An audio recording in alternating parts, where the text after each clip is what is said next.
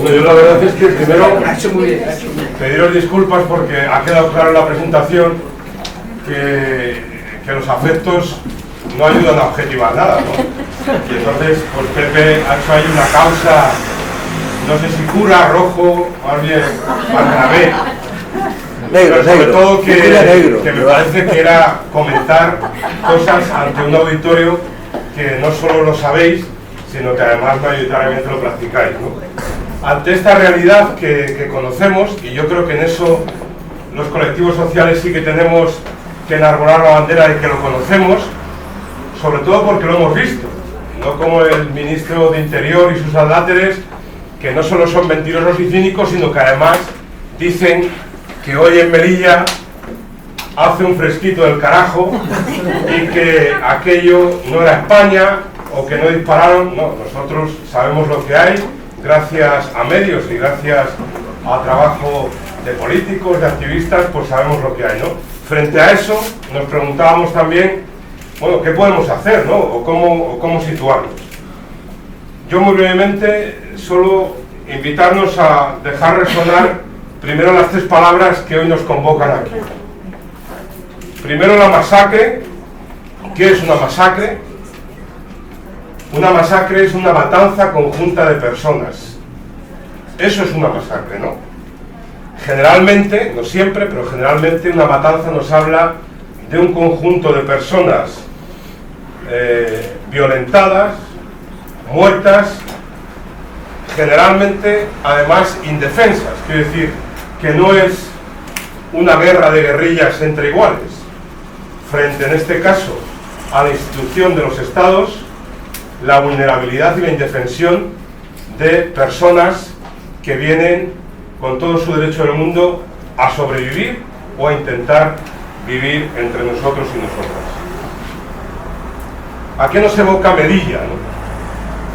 Para algunos de nosotros seguramente, pues afortunadamente también, desde hace tristemente unos años, pues Melilla, junto a Ceuta, junto a Canarias, junto a otros lugares de esta Europa y de nuestro mundo, Melilla, aunque no lo quieran reconocer muchos de los pregostes políticos, bueno, que han vuelto a ganar otra vez aquí, pues sigue siendo una frontera. En Melilla, vayas donde vayas, hay vallas. A eso nos evoca Melilla, ¿no? Y eso no solo es una construcción determinada, sino que tiene una intencionalidad, ¿no? Y para algunos, quizá hace un año reconocimos o se nos puso en la mesa de nuestro horizonte el barrio chino. Conocíamos otros barrios chinos con mejor o peor fama, pero este barrio chino algunos no teníamos mucha idea de él, ¿no? Bueno, pues el barrio chino en Melilla hoy nos evoca un puesto fronterizo donde hubo un montón de muertes, un barrio fronterizo donde hubo un montón de personas en su dignidad más profunda violadas y violentadas. Es evidente que las fronteras nos parece que no tienen ninguna razón de ser, ¿no? Por eso también nos parece que es importante pararnos a pensar qué claves,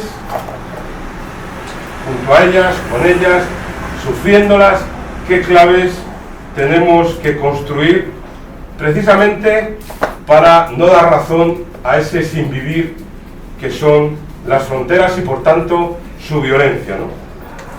Pues lo primero me parece a mí es que las fronteras nos hablan de miedos. Es evidente que en ese juego del miedo en las fronteras unos tenemos más miedo que otros, porque hay compañeros y compañeras que frente al miedo que puede originar la frontera, la necesidad de saltarlas les hace vencerlas. Se han dejado muchos la vida, efectivamente, pero yo creo que la frontera denota claramente cómo algunos, los estados, nos protegemos porque tenemos miedo, ¿no?, frente a los otros. Por eso yo creo que también es importante que nos paremos a pensar que frente a los miedos del poder, ¿no?, y del poder este capital, ¿no?, del poder de toda esa mercantilización del dolor que suponen las fronteras, yo no sé si estoy envejeciendo rápidamente o ya es un poco un grito de desolación, pero creo que frente a ese gran poder que hoy significa las fronteras y toda la maquinaria de muerte y de violencia que suponen, creo que lo que los ciudadanos y ciudadanas podemos hacer es generar afectos. Y esto no es una cosa ñoña o piadosa o paternalista. Cuando Pepe nos hablaba al inicio de un chaval que hace 40 años, pues hombre, si todavía después de 40 años tienen relación, a mí me parece que eso denota que ahí hubo algo más que una simple ayuda, ¿no? Ahí hubo una construcción de redes que me parece que son fundamentales. Frente a su miedo, yo creo que nos quedan las alianzas, ¿no? Y las alianzas que son fundamentales porque el poder malo cada vez es más civilino y más grande.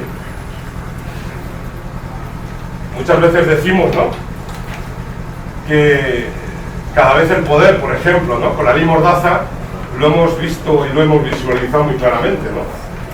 Cuando yo era más chavalillo, ibas a una manifestación, te daban palos y encima, yo que sé, como con 20 años incluso, bueno, te jodía el golpe, pero incluso enseñaban, ¿no? Porque, yo que sé, como que era, bueno, que te habían pegado los malos, ¿no? Claro, hoy te hacen mucho más daño y te joden más porque te ponen una multa de 1.500 euros y te han desbaratado, no un mes, a lo mejor te han desbaratado varios meses de poder comer, ¿no? Quiero decir, a mí me parece que tenemos que hacer alianzas también frente a ese poder que cada vez es más omnímodo, es más violento y mucho más civilino. Sobre todo porque lo que experimentamos es que la migración hoy sigue siendo una ocasión de lucha, ¿no? Y ahí tenemos que los compañeros y compañeras que se ponen en camino generalmente suelen ser los compañeros y compañeras más fuertes, ¿no?, más decididos, con más necesidad, pero también con más capacidad y también necesidad de hacer frente a las razones que tengan por las cuales ponerse en camino.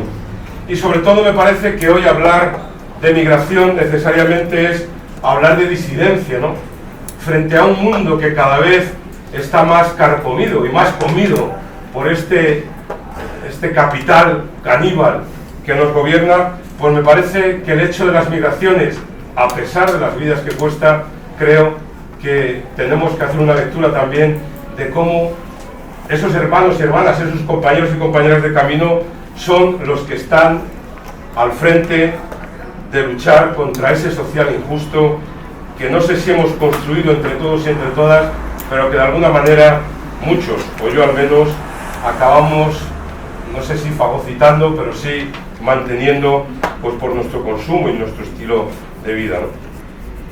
Por eso yo también reivindicamos esta tarde el cambio de algunos, no solo un prurito lingüístico, sino también el cambio de perspectiva, ¿no? Yo creo que tenemos que empezar a reconocer que no somos quien acogemos y quien creamos hospitalidad, ¿no?, sino que a mí me parece que una vez más somos los afortunados, privilegiados de ser acogidos por compañeros y compañeras que tienen una humanidad desbordante, ¿no? Me parece que desde el tejido social creo que hoy como nunca, y desde luego si uno mira, comentábamos en la comida, decía, no sé si era María o quién, es que uno es más positivo, otro es más negativo.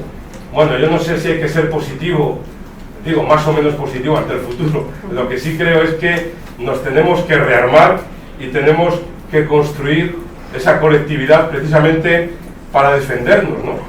Y el defender tiene consecuencias, ¿no? El defender tiene consecuencias, pues las múltiples, por ejemplo, demandas judiciales, aquí en el caso de Melilla, a la gente de Prodein, y vuelven, ¿no? Acordaros aquel Ventura, que era el malo malísimo, y volverá seguramente, eso suena, ¿no?, otra vez como consejero en el nuevo gobierno del PP.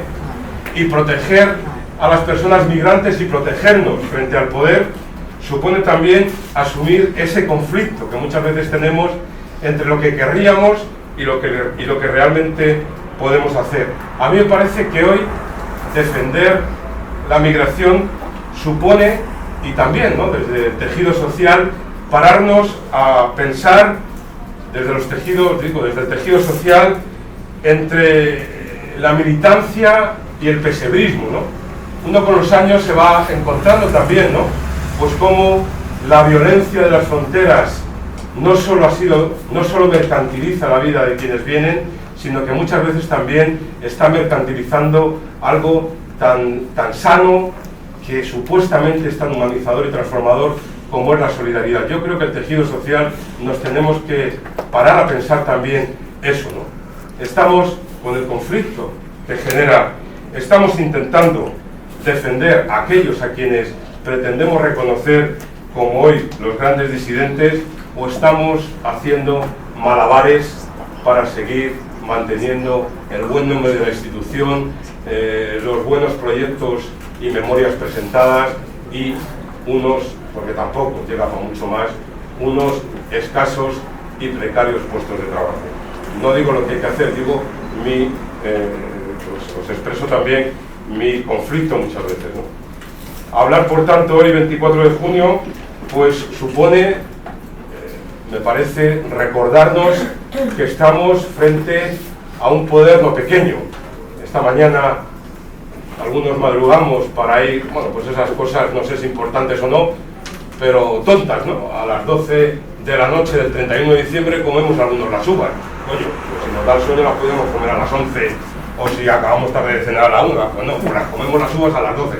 Bueno, pues en esa cosa, esta mañana hemos ido algunos a las 8:30, cuando se produce hace un año ese luctuoso acontecimiento, y ya estaba la frontera tomada por la Guardia Civil. Bueno, a mí me parece que nos enfrentamos precisamente a su miedo, y cuando uno tiene miedo y poder, y no es publicidad subliminal, yo creo que se produce un matrimonio muy peligroso, y es que la irracionalidad también se pone ante nosotros. Yo quiero acabar con un colega, bueno, un colega no, un compañero que fue un pastor protestante, digo que era de la competencia, pero bueno, era buena gente, ¿no? Un pastor protestante, buena gente, un tío muy lúcido, alemán, que sabía mucho, que estaba muy implicado en las realidades allí de su barrio, desde su cátedra teológica en Alemania, que no tiene nada que ver con la realidad religiosa de España. Era Dietrich Bonhoeffer, ¿no? Y al principio, todo eso se sabe porque, aunque luego fue asesinado por el nazismo, se mantienen sus diarios. Dietrich Bonhoeffer al principio escribe en sus diarios, bueno, pues, los primeros judíos, bueno, pues algo habrán hecho. Coño, es que los judíos, es que con el tema del comercio, bueno, él va haciendo así como aseveraciones. Buena gente, ¿no? Como podemos ser muchas veces nosotros, pero es que no van a entrar todos, ¿no? Bueno, pues es que, no, eso lo ocurre mucho en nuestro barrio, ¿no? Cito a Bonhoeffer, que es lo importante de esta tarde. Bonhoeffer, en el campo de concentración, próximamente ya, porque le había anunciado su asesinato por el nazismo, escribe: permanecimos mudos cuando teníamos que haber gritado. Reconocemos haber sido testigos del abuso de la violencia brutal, del sufrimiento físico y psíquico de un sinfín de inocentes, de la opresión, el odio y el homicidio, sin haber alzado su voz por ellos, sin haber encontrado los medios de acudir en su ayuda. Pues al menos que no digan que no hemos gritado. Muchas gracias.